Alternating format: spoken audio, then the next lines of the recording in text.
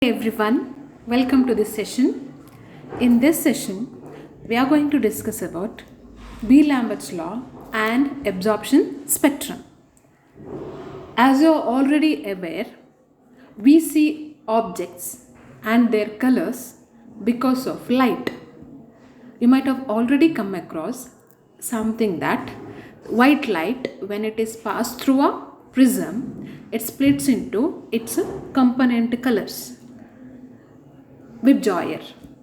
That is what you have studied maybe in your lower sections. So here we are going to consider that concept and try to develop something else. The first concept which you have to understand is the absorption spectrum. Now, why do objects appear in a certain color? Is it because it absorbs that color that we are saying? For example, let's say if there is something that is green in color, is it because it has absorbed green color from the white light, or is it something different? Actually, objects appear in that color which they emit. Means, out of all those different colors in a visible light, every object absorbs certain wavelength of light. Okay, and then the opposite of it will be emitted. You see a color in green because it emits green and absorbs the opposite range of colors. Now, if you pass a normal simple white light through a prism, as you are aware, it will split into different colors. And we call that as a continuous spectrum, as you can see here. So you have taken white light, you have passed through a prism and it is splitting into different colors. That is called as continuous spectrum of light. Now, but actually what happens when the same white light, when it is passing through any object, a liquid or even air, okay? Every component of it is formed of molecules, it's formed of elements. So what they do, they absorb certain wavelength of light. Light has a wave property as well as a particle property, isn't it? So it is going to absorb certain wavelength of light. When you pass this light after passing through an object through a prism, and if you split it into its components, in such case what happens, instead of getting a continuous spectrum, you are going to get a spectrum with the bands. As you can see here, there are dark bands somewhere in 400 and 430. There is a black band in 430 area, 460 area, somewhere between 490 and 500, and then again you are going to see something in 610 area as well as in 670. What does this indicate? It indicates that these are the areas, okay, the wavelength of light are absorbed from this area. That means they are not now present in the emitted light. They have been taken up by the molecules of the material through which they have passed. So such a spectrum is called as a absorption spectrum. So by definition, absorption spectrum is a spectrum of radiation emitted by a substance that has absorbed the radiation. So in a normal case, the light passes through the prism, splits into its components. Okay, so it is from Webb-Joyer. So from violet to the red, from ultraviolet to the infrared, there are different shades of color. Okay, the color of rainbow. So this is happening when there is no absorption. But when the same light, when it is passed through any object, okay, it is some portion of it is going to be absorbed. Now when you pass this light after passing through the object through a prism, and when you split it, the spectrum what you are getting will have dark bands in it. Okay, so this spectrum which shows certain black lines because of the absorption of certain wavelengths of light by an object, it can be a liquid, it can be a gas, or even a solid object, we call such spectrum as absorption spectrum. Okay, now you see here, I have taken a spectrum, at least absorption graph. There are different chlorophyll pigments which have absorbed the light in different range. The absorption maximum, for example, chlorophyll A, you see there, it is absorbing in between 400 to 450 range. Absorption is maximum. And the same absorption is maximum in blue light. So it is absorbing in these two areas. That means when you take a absorption spectrum of it, you are going to see the bands, dark bands in the 400 to 450 line area, as well as between 650 to 700 area, you are going to see observe the black bands.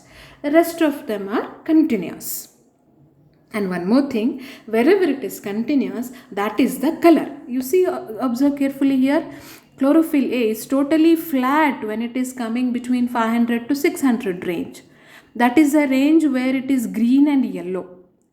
So that means it is absorbing in between 400, in the range of 400 and in the range of 700. Its absorption is maximum here, but it's emitting in between 500 to 600 wavelength range. That is why chlorophyll A will appear green in color. Since its absorption is maximum in blue and red area, minimum in the green area, emitted light will have green color. That's why chlorophyll A pigment will appear green in color. Similarly, chlorophyll A and the carotenoid. You see the absorption maximum there. So absorption maximum is here. Okay, for chlorophyll A, carotenoid has two peaks here. Two peaks here in this region. Okay, that is why the color of carotenoid will be in this region. Okay, chlorophyll A is also in the similar area. So that means any object, when it absorbs certain things, that will not be its color. Instead, whatever it is emitting will be its color. And when you get the spectrum of it, wherever the absorption has taken place, in all those areas, it will appear in the form of a black line. Okay, so that's the absorption spectrum. You see here, I am repeating, this is the continuous spectrum, the first one. The second one is a absorption spectrum. Here we have taken the example of a lithium. So it is absorbing in between 400 to 430, somewhere in 430, 460, and somewhere in the red region. That means lithium will have its color somewhere in green and yellow, but not in red and blue. Dark lines are the lines that have been taken out from the actual spectrum.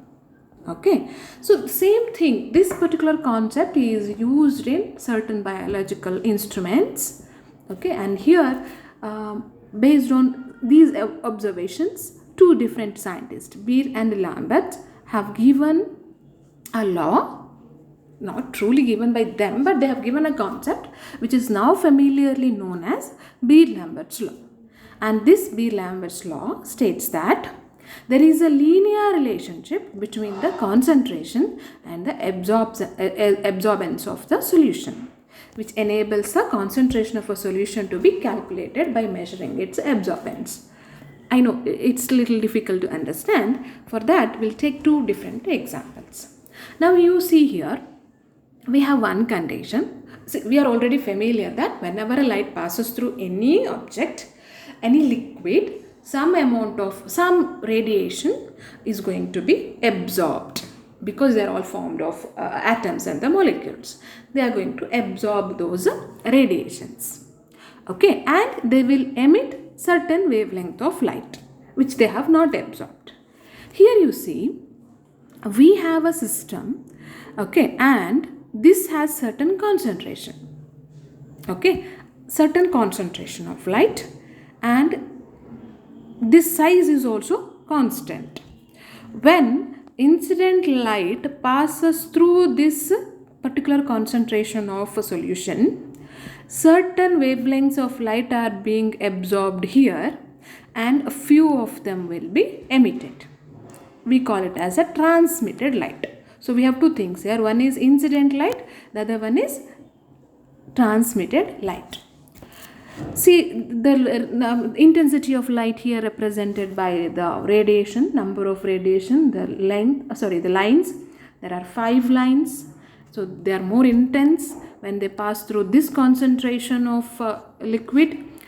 It has absorbed certain wavelength, so output is only 3 radiations. This is just only example, that's all. But intensity of the light is going to change, vary. It is going to decrease because certain wavelength of light has been absorbed.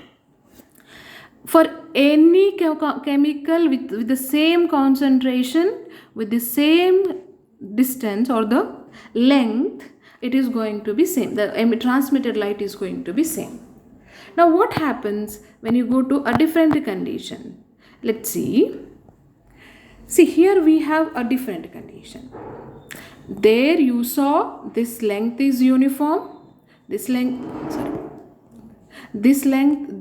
is uniform, and all of them are going to pass through the same length. Okay, and you are going to get certain transmitted ray of light. Here we have another condition. You see here we have condition 1, 2 and 3. The difference is that here this length is little. Here the length is more than the first one. Here it is more than that. Now in all these cases, the concentration of the chemical is the same. Okay, concentration is the same. But this length is different. The length in which they have to pass through is different. What happens in the first case? In the first case, you see here, since the length is small, amount of absorption will be less. Okay. But when you come to the second condition, see here, the radiations are passing through this solution for a longer time. So because the exposure is more, okay, what happens? Absorption will also be more compared to the first case. Here, if we are going just as an analogy, now the number of rays that are coming out, here 4 rays are coming out and here 3 rays. They are indicating that the more the exposure, more the length of the light that should pass through the solution, more will be the absorption. And in the third case, it's so evident, most of the rays are absorbed and only few of them are transmitted. What you are observing here is that there is a direct proportion to absorption and the path length L. More the L, that is more the path length, more will be the absorption. So in other words, absorption or absorbance is directly proportional to the length of the light that has to pass through a object or a liquid. More the path length, more will be the absorption. Okay, so it is a direct proportion. Absorption increases with increase in the path length. Going back to this case, here we had taken a fixed concentration of the fluid. Okay, and path length is also fixed. Path length is fixed concentration, uniform amount of light is going to be transmitted. What will happen if we change the concentration? Let's say that there are different number of solutions. Okay, each one will be having different concentration.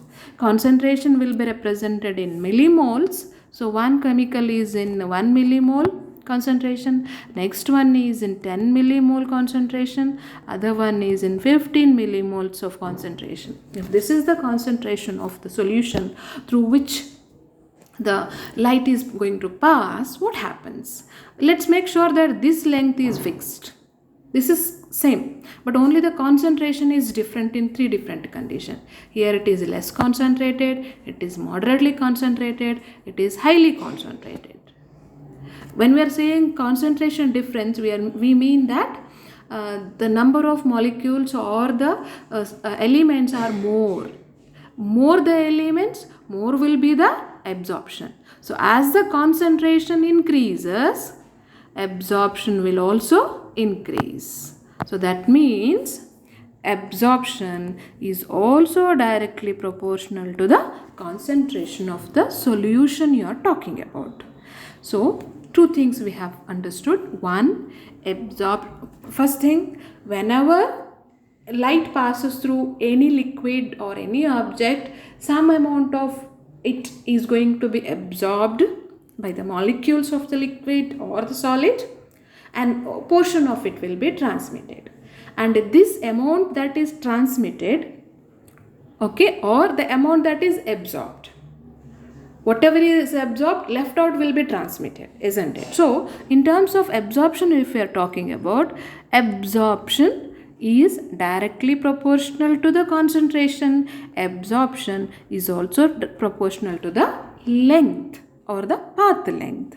And this is the basis of Beer-Lambert's law, where it states that absorption is proportional to the concentration given by Beer, and absorption or absorbance is also directly proportional to the path length given by Lambert. Now we have a cumulative law A, that is absorbance is equal to epsilon into concentration into L, that is the path length, optical path length, that is the distance traveled by the light rays or radiation through the solution. We have seen in the previous slide, more the path length, more will be the absorption. More the concentration, more will be the absorption. This is what it is, the Beer-Lambert's law. A is for absorbance. You can calculate absorbance based on the concentration. So it depends on concentration and the path length.